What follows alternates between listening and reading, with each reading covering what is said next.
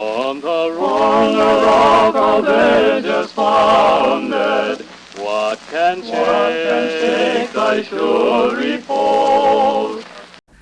Preaching work included stinging attacks on the clergy and their political friends.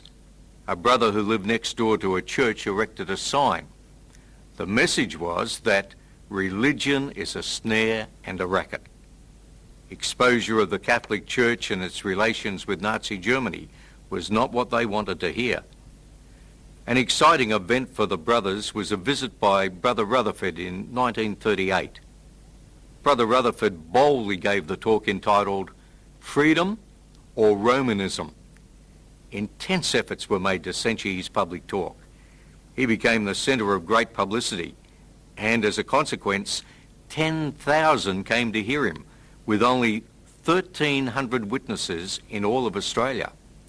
Hello, everybody. Howdy, and Jehovah's Witnesses, before you click off on this video, I want you to recognize something, that the information we are presenting is in your own literature.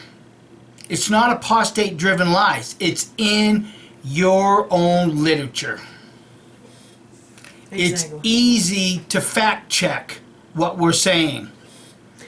Yeah, because some of this is still available on jw.org library. That's right. Or your CD-ROMs. What are we talking about? Watchtower's involvement with the military. Oh, no. That couldn't be.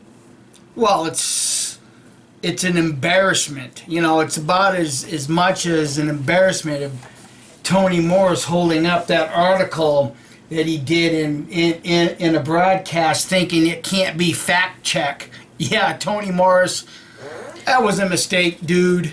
Epic failure. Epic failure. And the reason we bring that up is we are actually working on a sequel to that, because we have found it and then some.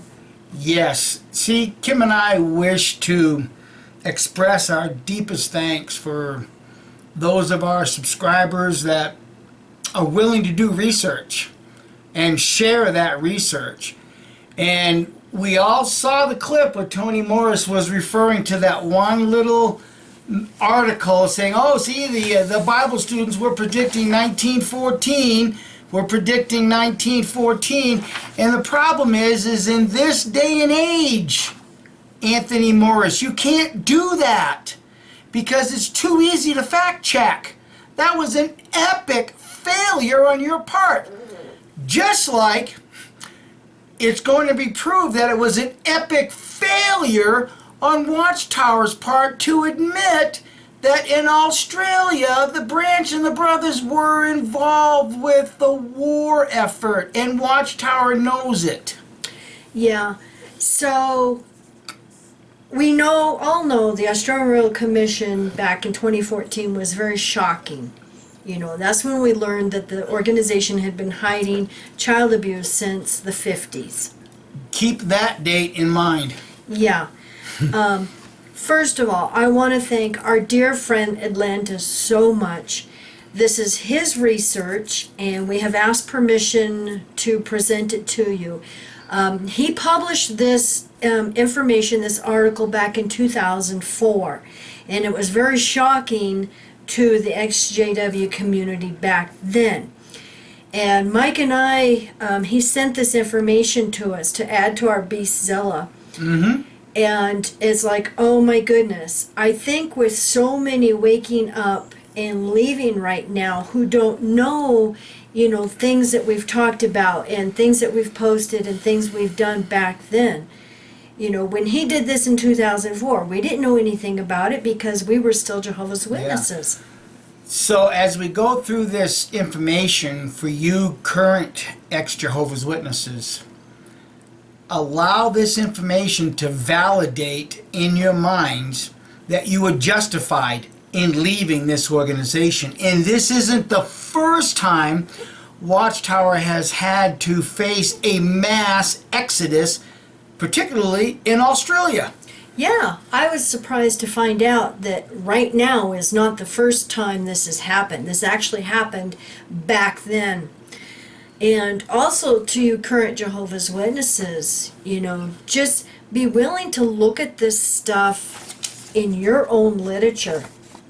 That's right. We've got hard copies here. These can't be changed. These cannot be edited. So, I'm just going to mostly read Atlantis's information. Blood guilty. Explanation point.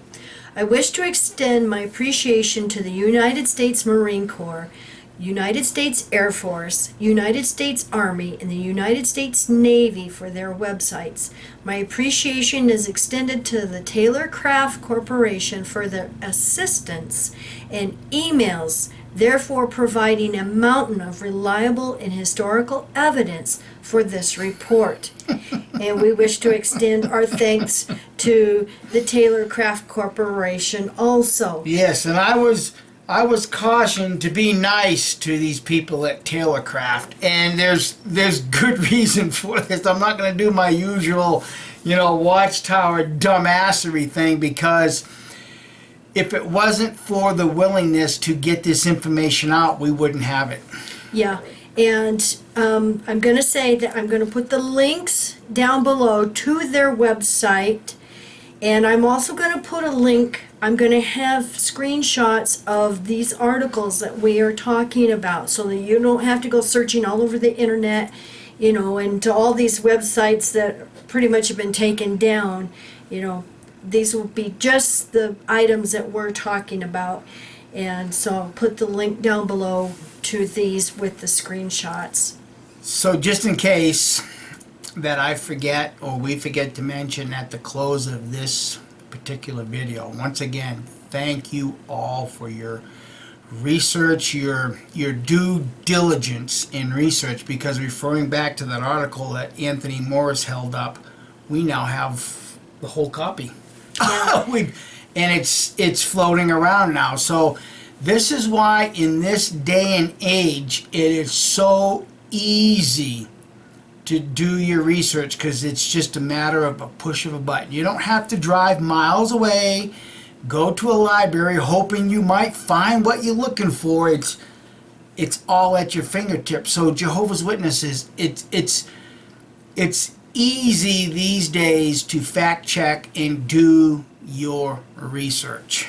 Now, the opening clip that we played, Rutherford visited Australia in 1938 when he first heard about this going on. He had two reasons of going there. The little issue they were having, the complaints, and there was a convention, and he was going to be releasing the book Children, I believe, if I remember correctly. Yeah, and I find it interesting that he uses the term, what was Roman... Freedom versus Romanism. Yeah, Romanism. It's actually a little booklet. Yeah. I haven't had a chance to read that one yet, but it is a little tiny booklet. Yeah, and it's interesting that, when I listened to the clip that I heard Rutherford say that, and knowing, that by far and large the Bible is a Roman document. So I find it interesting that, Rutherford's using the terminology Romanism. Yeah, the reason I used that clip at the beginning is because there was a brother living next door to a Catholic church, and he had a sign up, "Religion is a snare and a racket." Karma will come back and bite you on the backside, because, if he would have known, and he's condemning the Catholic Church for their affiliation with the Nazis. If he would have only known Watchtower's affiliation with the war machine. Yeah. So, the irony. You guys just have to appreciate the irony of all of this. And the hypocrisy. Yeah. And we're also going to show something that's very, very sad, because it does have an effect with what's going on in Australia today regarding the child sexual abuse. It's very sad. Yeah. Okay. This report was notarized in the state of Florida, October 28th, 2004. So this report was actually notarized with all this information, and like I said, everything will be on the links below. While the Watchtower Society and Jehovah's Witnesses condemn war or any involvement in warfare, it was indeed their own members who were instrumental in the production of weapons of mass destruction, specifically during World War II. Clarence Gilbert Taylor, founder of the Taylor Craft Corporation, set up 9 different companies in the mass production of warfare technology and was a devout Jehovah's Witness, along with his wife Josephine, who was also a true Jehovah's Witness. Now, on their website, there is a transcript, and I'm going to have the link to that too, because you can read the transcript. And on page 3 of this transcript, the very first full paragraph at the top, this is what it says. A fire occurred in the fall of 1939 or 1940, which burned a lot of airplanes. But Taylor, who was a devout Christian and a member of Jehovah's Witness, was not disturbed by the loss of the planes, but was greatly upset by the death of a young man, C. Woods of Limaville, who went back into a burning hangar to save a plane and got so badly burnt that he died. So they even admit that he was a devout Jehovah's Witness, him and his wife Josephine, both. Clarence Gilbert Taylor was born on September 25, 1898, and the Taylor Brothers Aircraft Company was started in the late 1920s with Clarence and his brother Gordon. One-time barnstormers, the brothers had designed and were attempting to market a 2-seat monoplane called the Chummy when Gordon was killed in a plane crash in 1928. Then he has the link to what I'm going to put down below also, to the taylorcraft.org history.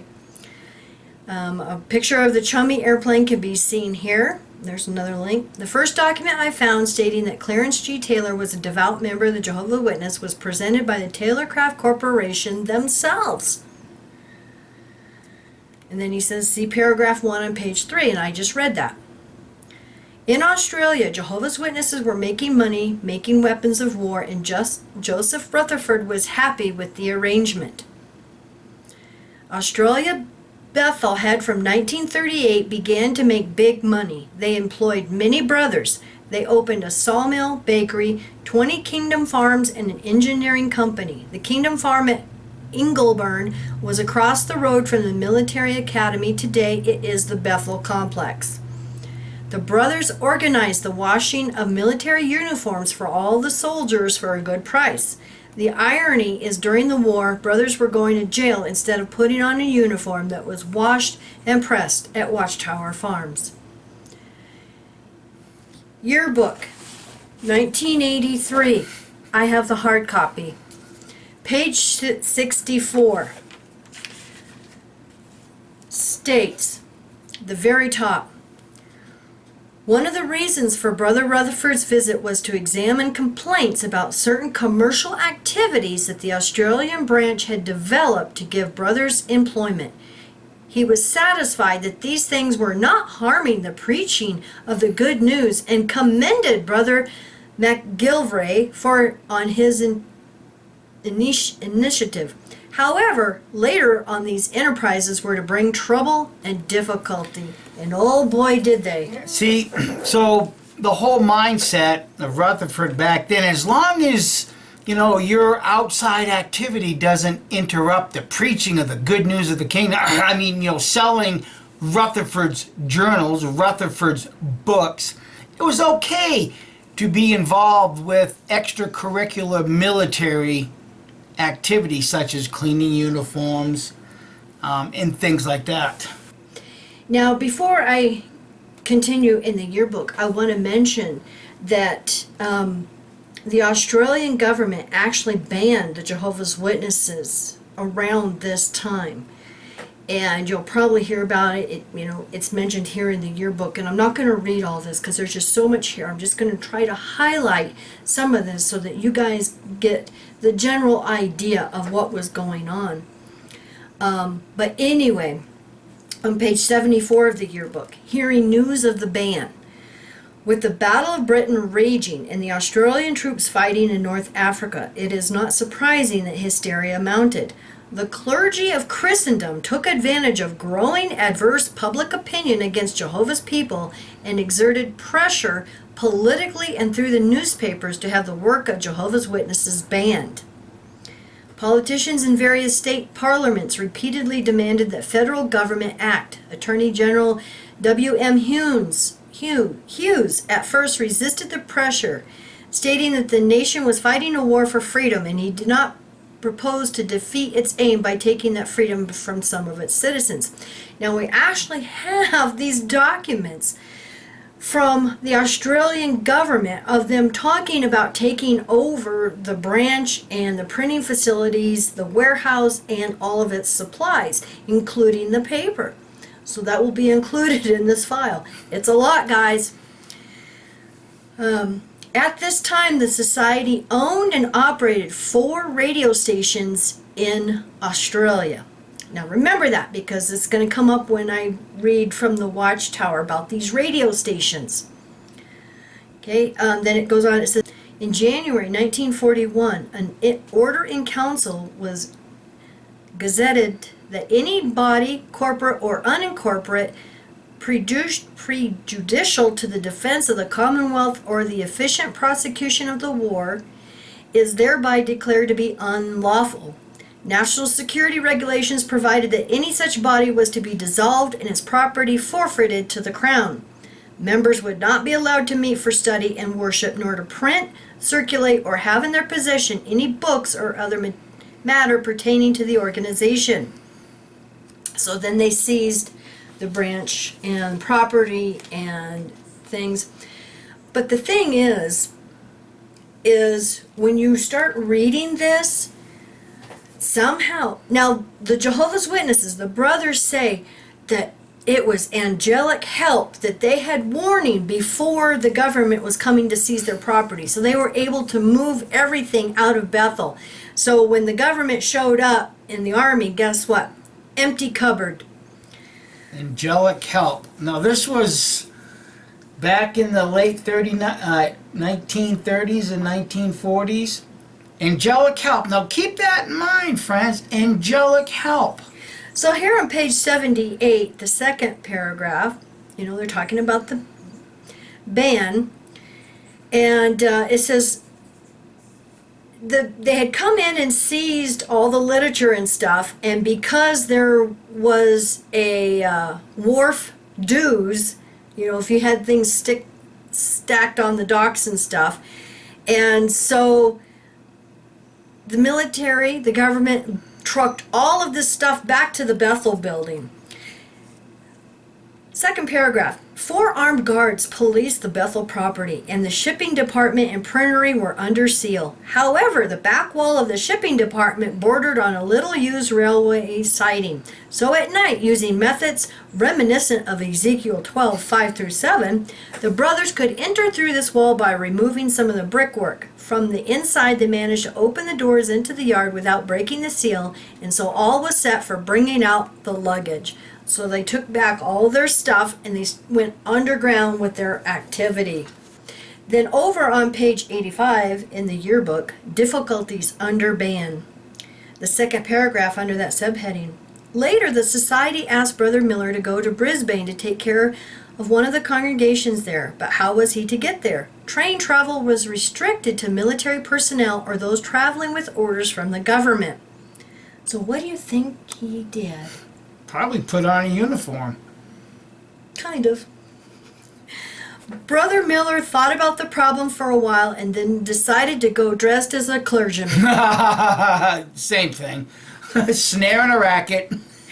He succeeded in getting passage on the train, carrying 2 large suitcases filled with copies of the yearbook, which had been printed underground.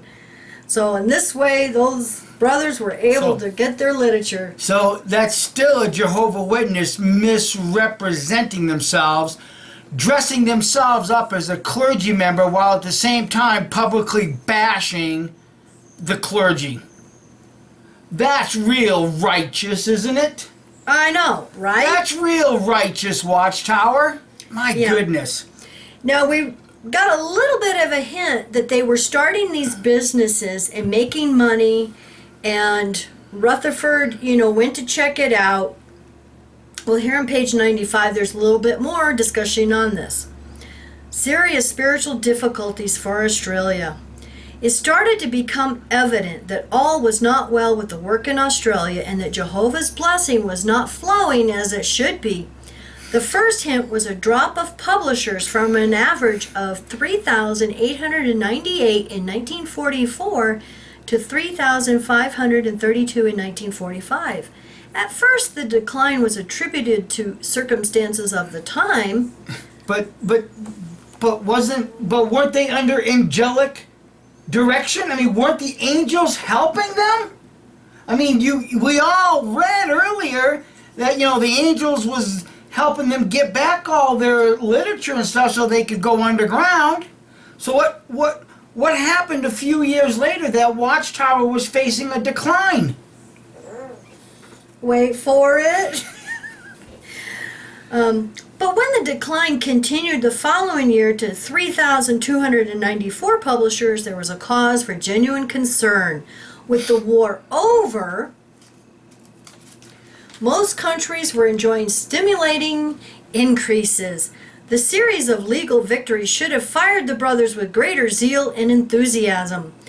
Voicing concern, Philip Rees commented in the report sent for the 1946 yearbook, during the hard years of opposition, particularly 1943 and 1944, a greater witness was given by more publishers putting in more hours than was done during the service year of 1945. Beyond understanding though it is, the vision of some has dimmed, and they have lapsed into irregularity, or in some cases even into inactivity. We'll get there.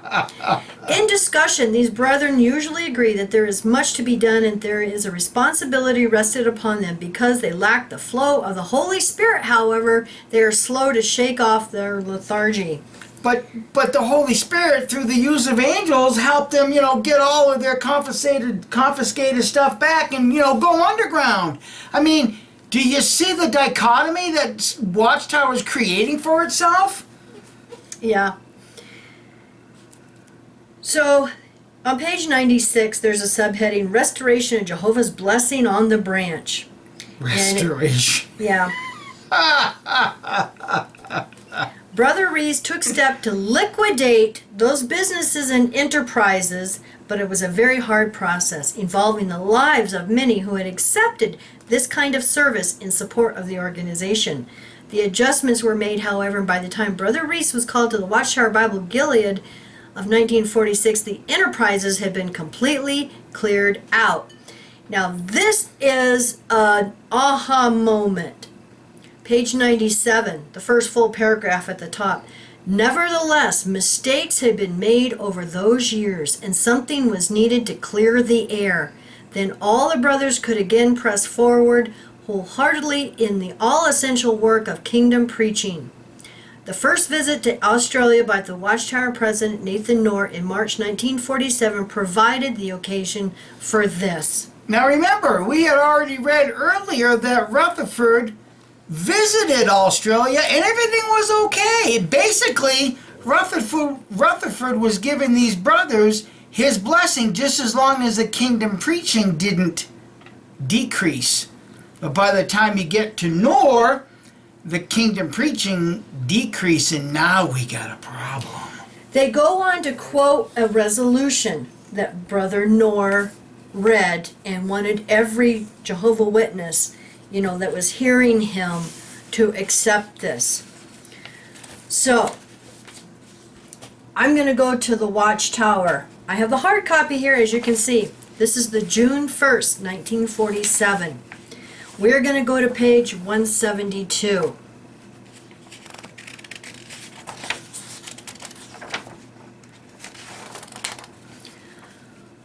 The article starts on page 171 and it's called Unhampering Gladness in Australia. And this is a very long article with very small print. I'm only going to hit a few highlights that I've highlighted in here. You can go, and I recommend reading the entire article. It's very enlightening. It gives you a little bit more detail than the yearbook does. Yeah. It's almost like the yearbook kind of whitewashed things a little bit. Yeah. Page 172, the first column, the fourth paragraph. The principal purpose of this trip to Australia by brothers Knorr and Henschel was to try to ascertain the real cause for the decline in the number of publishers and what it was that hindered the work from making progress in Australia as it had in so many other parts of the earth. In the minds of all the brethren in Australia, as well as of all the readers of the Society's yearbook, there was no question that there was something wrong, and it was manifest that the Lord's favor was not unhindered toward the Australians as it was to those in other lands. I'm going to skip down a little bit. Now, during the war, there wasn't much communication since the Jehovah's Witnesses were under ban. And so the Brooklyn Bethel really didn't know what was going on until, right before this, when they noticed the numbers declining. And then that's when Knorr got in contact with them and said, what's going on? Okay? And it was not long before the answer seemed very clear to the Society's president. After his talking with many of the brethren, facts were brought up showing that in years past, much of the effort and energy put forth on the part of the Kingdom publishers was devoted to commercial activity rather than the preaching of the gospel. And don't we see that today? Yep, see, this is where they were engaged in supporting the war effort, washing uniforms and making, canteens, I think you had read earlier, and things like this. So they were very much involved in commercial activity. Yes. It was not the everyday secular work of brethren engaged in making a living that was involved, but it was the fact that the Society's branch office had obtained, okay, this is the Australian Society's branch who obtained these businesses. Office had obtained various kinds of industries and called in publishers from all parts of the country, particularly pioneers, to work in these industries rather than preaching the gospel. A great mistake was made. Wow, they admit it. A great mistake was made, and it seemed that over a number of years this sort of activity increased to the point that commercialism operated by the branch office stood out as more important than that of being a publisher of God's kingdom. Wow. Remember, friends, Armageddon's just around the corner, so you got to get out and preach. It was 1945 when the war was over? We all have to remember Rutherford made the statement, surely World War II is going to go right into Armageddon. Yeah, and by this time he's dead, and Knorr is the president. Right. We're still on page 172 of the article. There's a subheading that says overreached.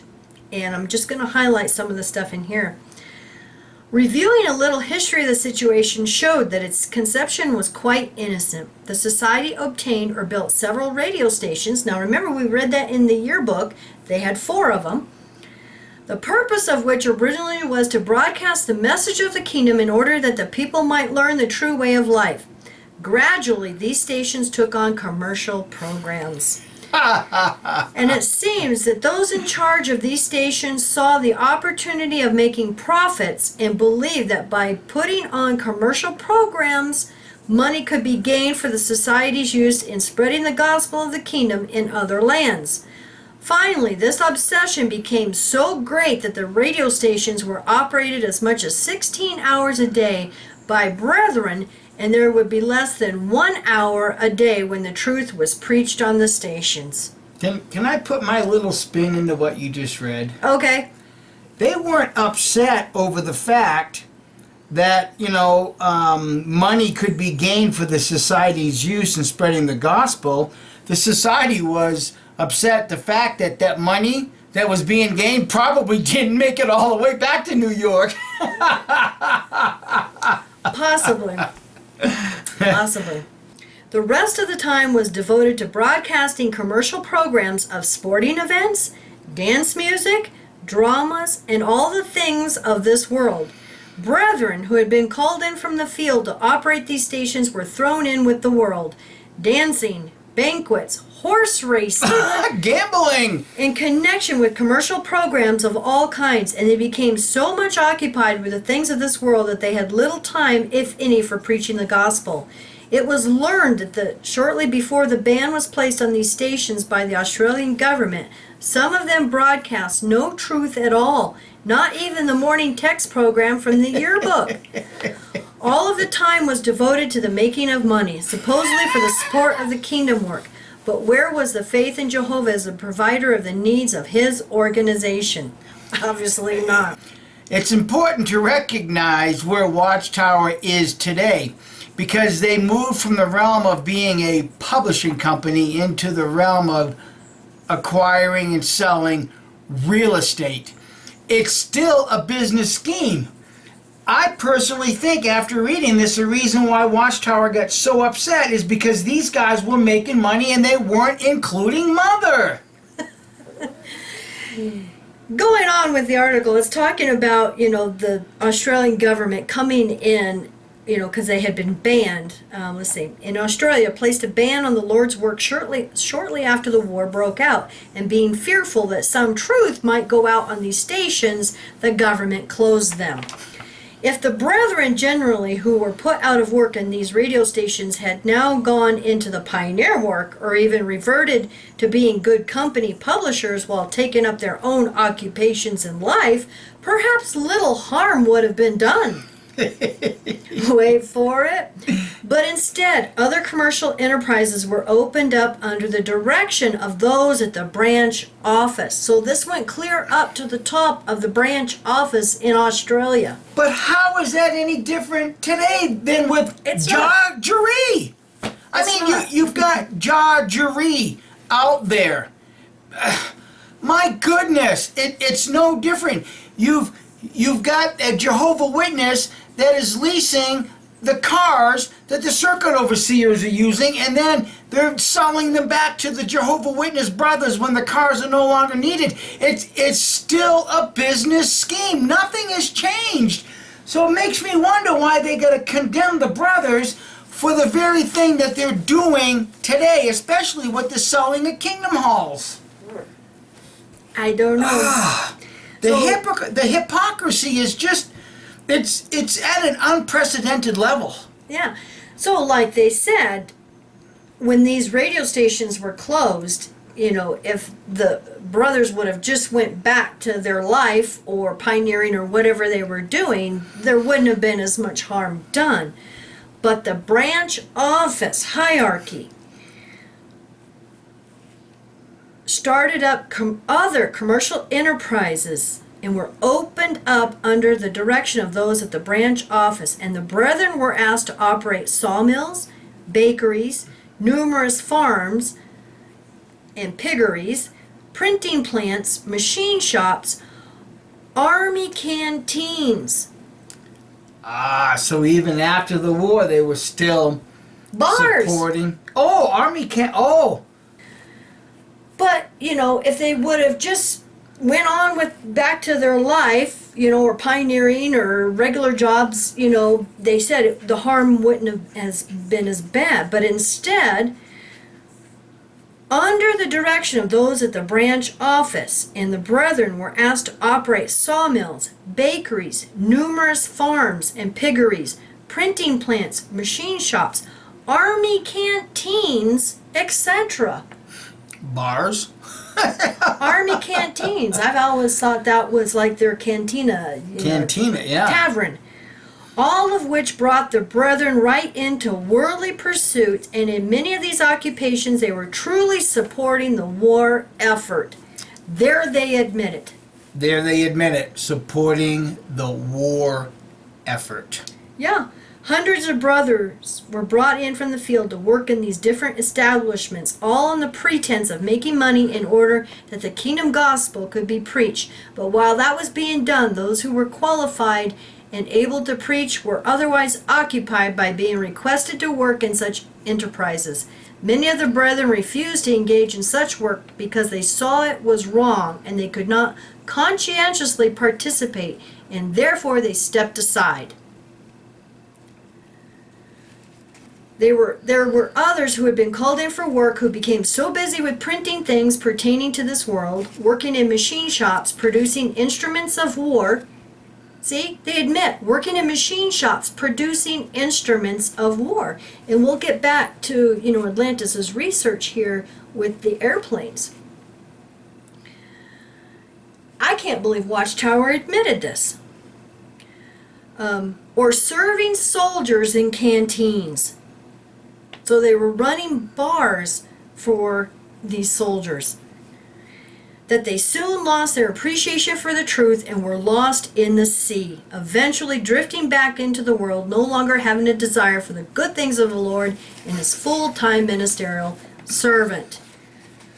Oh my goodness.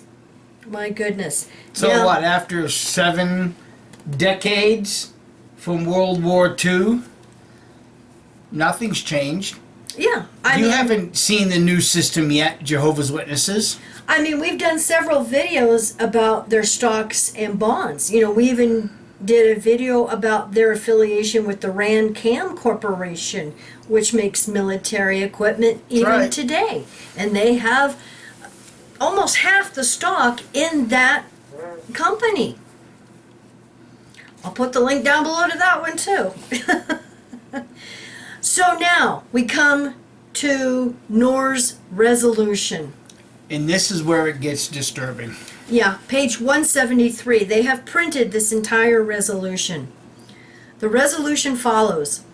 We, assembled together from among Jehovah's Witnesses in Australia, take this opportunity during the presence with us of the President of the Watchtower Bible Tract Society to confess unitedly to the mercy of Jehovah God by Jesus Christ. His mercy is one of the things that can be spoken of to his praise, and we gratefully confess that it has preserved his devoted remnant of anointed ones and their goodwill companions from and after AD 1918 and down to this month of March 1947.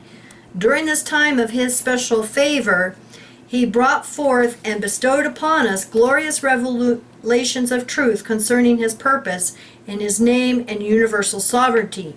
He disclosed to us his kingdom by Jesus Christ as the one hope of all good men. And they go on, begging his forgiveness on his tender mercies. Added to his tender mercies, Jehovah by his King Jesus Christ has spared us and brought us safely through the most colossal conflict yet fought on this earth, World War II. This we cannot appreciate in any other way than as for a special purpose, namely that we might be wise and make his heart glad. Oh, good Lord. I'm going to skip down. That we may enter with clean hands and hearts upon the blessed post-war privileges of service which our brethren in all other lands are enjoying. We do not wish to shield ourselves from any due responsibility for this falling off both in publishers of God's kingdom and in the publication of the kingdom message.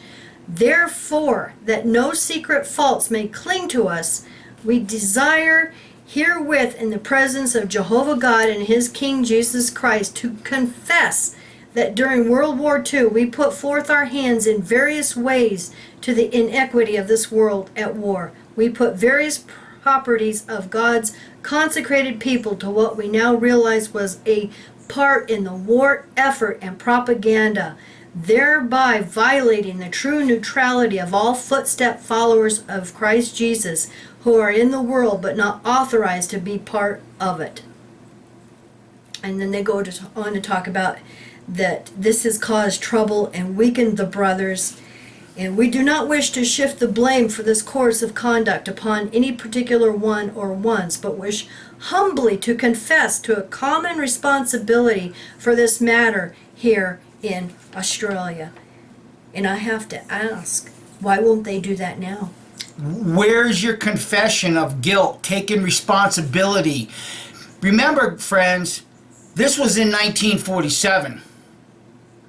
The Australian Royal Commission exposed that Watchtower since the early 50s, just a few short years later, started hiding child sexual abuse. Ponder that over, Jehovah's Witnesses, because you have a confession of supporting the war machine of the Australian brothers. I don't think they took that resolution seriously if just a few short years later they're now hiding child sexual abuse. Yeah. I'm going to read a little bit more here. Therefore, we, Jehovah's Witnesses on this great continent, do hereby confess our sins and faults and shortcomings openly and jointly before Him, and we do ask His forgiveness and mercy through Jesus Christ, that He may blot out our transgressions. It speaks for itself with today's current situation, not only in Australia, but around the world regarding this organization hiding child sexual abuse. They're not going to confess and they're not going to take responsibility, because then they would have to apologize, and then it would be too easy for Jehovah's Witnesses to go back and find this resolution and see that it's just loaded language. There is no true meaning behind what Noah's trying to do here, because like all Christians in a large arena setting, I guarantee you all them witnesses did back in 47 was do this. Wait for it. Without even comprehending what they're making a resolution to. Well, you got to ask, if they recognize the numbers going down was because of their involvement with the world, why can't they see that now? They're losing members left and right all over the world. Is it their affiliation with the United Nations? That's right. You know, the wild beast. They didn't learn anything. Is it for having stocks and bonds in these military companies? You know, if they thought this back then, why aren't they thinking it now? Saying, wait a minute, we really don't have Jehovah's blessing, and we've got all these problems worldwide and losing members. So what you have to really stop and think about, was it an angel of light? Or was it an angel of darkness that helped them, you know, get away with all of their confiscated materials? Exactly. Because you cannot have a good angel and a demonic angel working in the same organization. Now I'm going to go over to page 174 after his resolution here.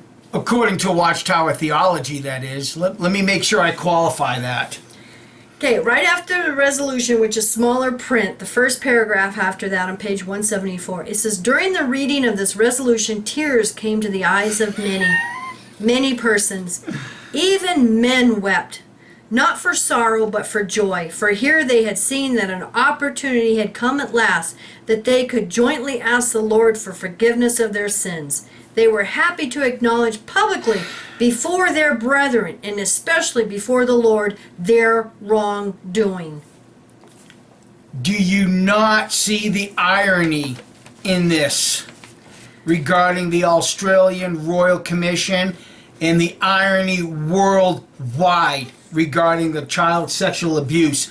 How is it that you view supporting the war machine as, you know, a sin, a grave sin against Jehovah, beg for forgiveness, but you refuse to do it organizationally wise regarding child sexual abuse? Well, if all the witnesses were happy and wept for joy to hear you confess your sins and admit the wrongdoing, don't you think the same thing would happen today? I know of many Jehovah's Witnesses that are still in, and they would be extremely happy to hear the organization confess their sins, apologize to the abuse survivors, and, you know, try to move on from here, just like they did back then. Well, see, but the problem with Watchtower today is the theology of 1914. This generation will not pass away until all these things occur, including the Great Tribulation.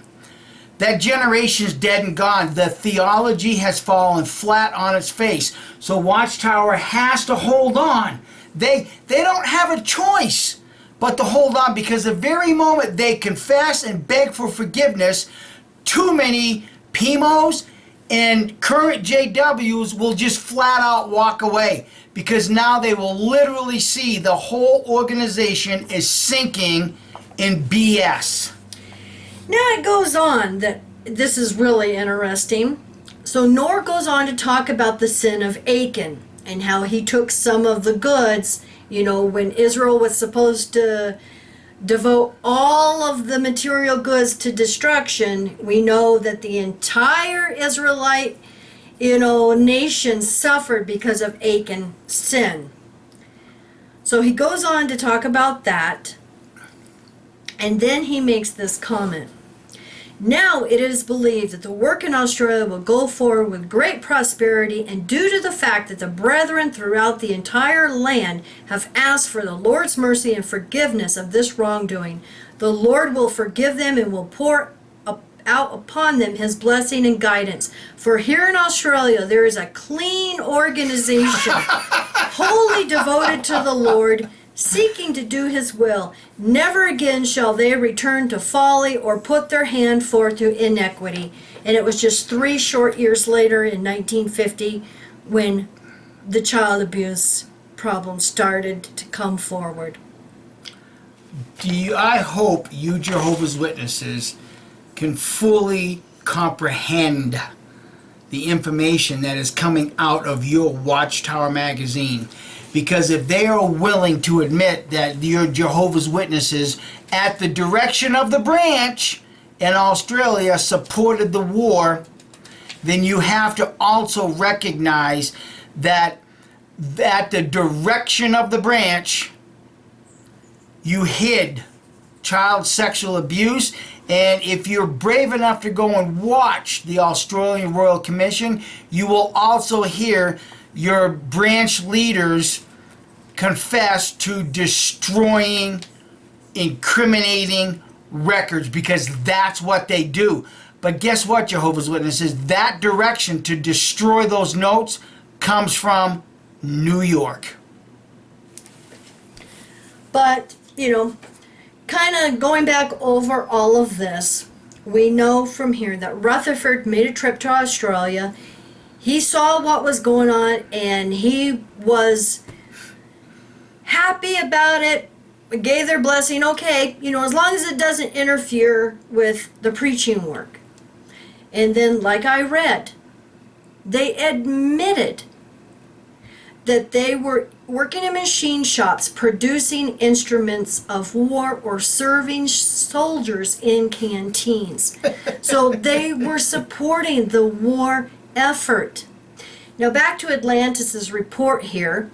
Meanwhile, back in the United States, listed between the years of 1939 and 1942, Taylorcraft manufactured the Army TG-6 glider, and a listing of this can be found at this website, and by scrolling 3/4 of the way down and searching under manufacturer's codes, look for manufacturer's code starting with the letter T. Okay, now he has a list of many aircraft. There are links here, and like I said, I am going to have this available in the link below. These were all military aircraft. Personally, if Taylor was a Jehovah's Witness, I don't care if his company was working with the military.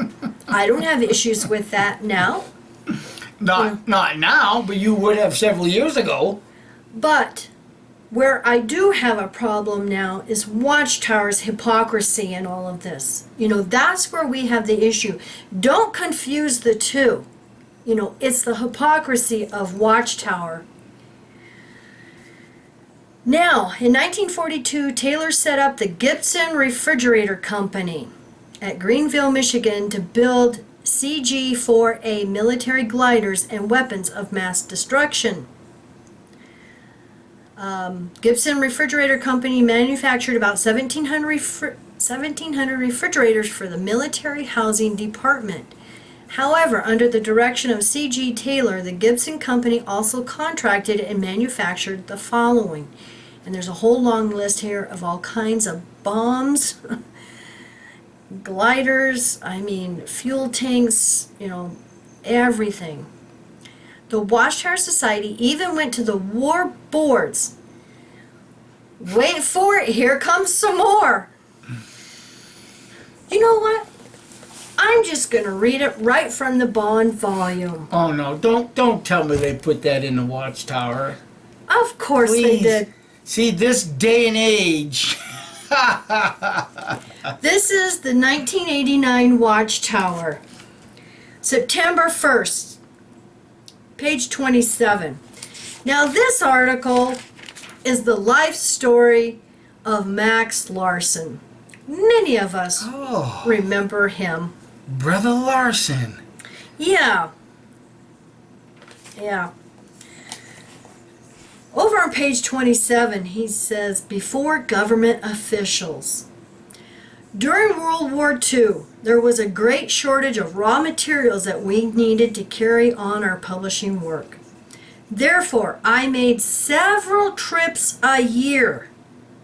Okay? Remember that. Several trips a year to Washington, D.C. to meet with war production boards and with Senate committees. War production boards and Senate committees? I appealed to them for paper and other supplies, and Jehovah greatly blessed these efforts.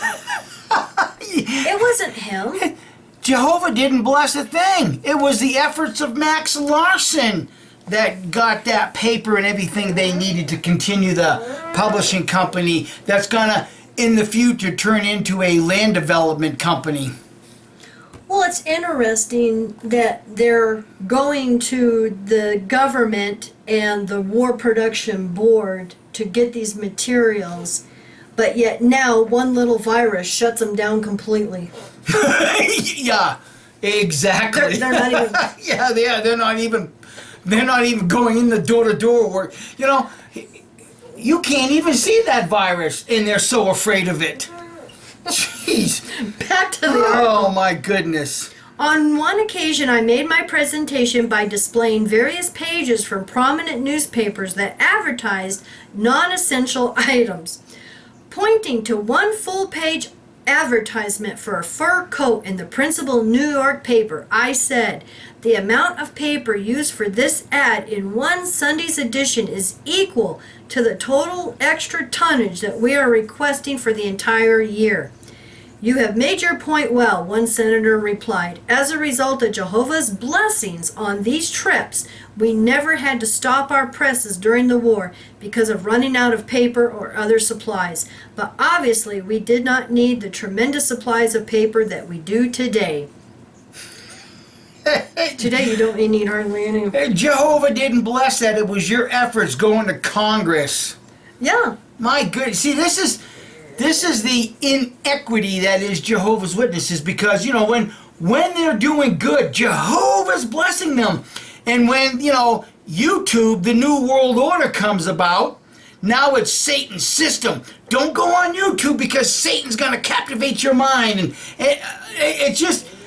it's unbelievable how these people think things through. Well, think about it. Then that means the God of this system of things, Satan, the devil, is more powerful than Jehovah trying to, keep from this information getting out. That's right, because the information is getting out there. You know why, Watchtower? You know why? Because of your own literature. Because of your own literature. You know why? Because you people thought this system was going to end any day. So you took great liberties at pumping yourselves up, pumping the organization up, making it look like Jehovah was blessing you. Well, where's that blessing now? Because guess what? We're in the age of Aquarius. I mean, we're just right there. And the age of the two fish and the demigod is all but gone. Well, I haven't had a chance to do a video about it, but we just got an elders announcement just day before yesterday that they're instructing the elders of what to do to go into these kingdom halls. Since they're all sitting empty, they want them to buy humidity gauges, and if you have to, get dehumidifiers, run the air vent, for the air system, because there's a mold problem they're coming up with now. But Watchtower, Jehovah should be taking care of that because you dedicated that building to him. Let him worry about the mold problem. Oh, wait a minute. Doesn't really exist for you guys, does he? That's why you make no apologies for the child sexual abuse that's running rampant these days. Everyone should be outraged. I mean, I just wish every single Jehovah Witness, could read this information. I mean, they would just be flabbergasted, just like the whole Malawi, Mexico thing. Jeez. Look how that outraged all of us. This really upset me. It made me angry. It's like, really? They declare Australian organization clean now and can go on with preaching the good news? And a couple years later, they're hiding child abuse. Jehovah didn't clean nothing. Jehovah's Witnesses. Yeah. He didn't clean nothing because in 3 short years, you're right back to hiding crimes. Yeah. All right, back to Atlantis's research here, his report. Before government officials. Now, I just read that right from Max Larson's life story in the Watchtower. And you can go to jw.org library. It's still there. Unless it's the digital copy's been edited. But this is what it says in the hard copy. That might come soon. Wait for it. Yeah. But, he has here in bold print to meet with war production boards and with Senate committees. I appealed to them for paper and other supplies. Dwight Eisenhower trained in a Taylor-Craft airplane. Eleanor Roosevelt flew in a Taylor-Craft airplane and posed with them for publicity pictures. Amelia Earhart posed with Taylor-Craft airplanes. So he's just, giving a little bit of history of this Taylor-Craft. They were very well known back then. Members of the Watchtower Society certainly took part in World War II, and their contributions to war efforts killed a lot of innocent people. They are therefore blood guilty in the eyes of God. If Jesus Christ had to inspect the Watchtower organization in 1919, then why didn't he inspect them again in 1938 or in the 40s when they were neck deep in weapons production? Or now? Why isn't Jesus Christ inspecting them now? Maybe he has, and that's why everything's going down for them. There can be no doubt that the Watchtower Society has lied to the general public, and still do. And still do. This was back in 2004. Nothing has changed. Even their website, there have been lies found on that. We don't, Sean. Yeah. Okay, I digress. And cannot claim that they live by higher standards than the rest of the world. Exactly. I salute you, Atlantis. Very well done. Very well done. The research that goes into stuff like this is Watchtower's nail in the coffin. Yeah. Because it's I mean, even when Watchtower admits themselves at the branch level what Jehovah's Witnesses were doing.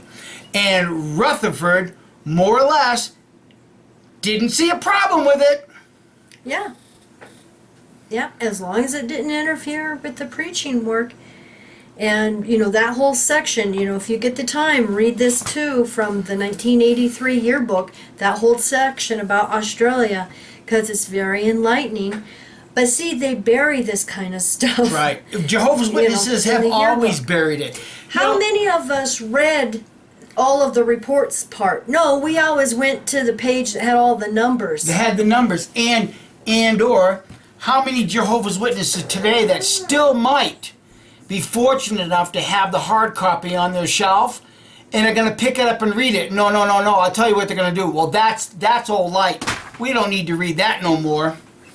Yeah. Isn't it good that we don't believe this stuff no more? You can't believe the amount of excuses Kim and I have heard in the past 7 years from Jehovah's Witnesses as to why they will not research their own organization, will not research their history.